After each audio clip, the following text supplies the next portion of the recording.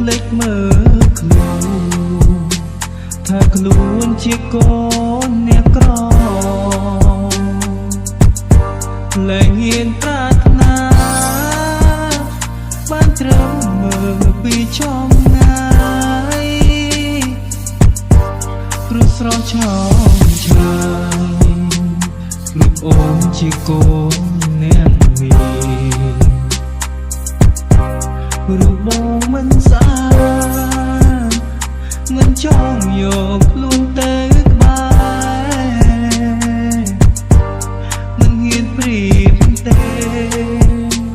ព្រោះគេជាគូស្នេហ៍ស្រីអាណិតខ្លួនឯងហេតុអ្វីក៏គ្មានវាសនាអោដួងច័ន្ទណាពេលណាអូនមន្តទីអោបែងដងអើយចង់ប្រាថ្នាគេទៀតទៅព្រោះយើងគ្មានផ្លូវព្រៀមដូចច័ន្ទនឹងទន់សាយមិនអាចទៅរួចរំគួនចិនពីចាំងាយយើងគ្មានអ្វីឡើយចិននៅចង់ប្រាថ្នាទេ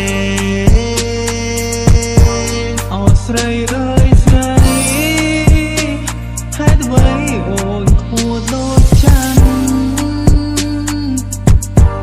បងភ្លេចមើលខ្លួនថាខ្លួនជាកូនអ្នកក្រលែងហ៊ានប្រាថ្នាបានត្រឹមមើលពីចំងាយព្រោះស្រស់ឆោមឆាយព្រោះអូនជាកូនអ្នកមានព្រោះបងមិនស្អាត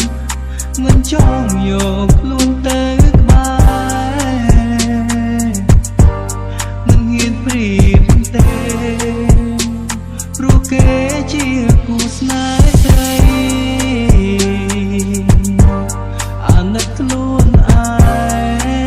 ងហេតុអ្វីក៏គ្មានវាសនា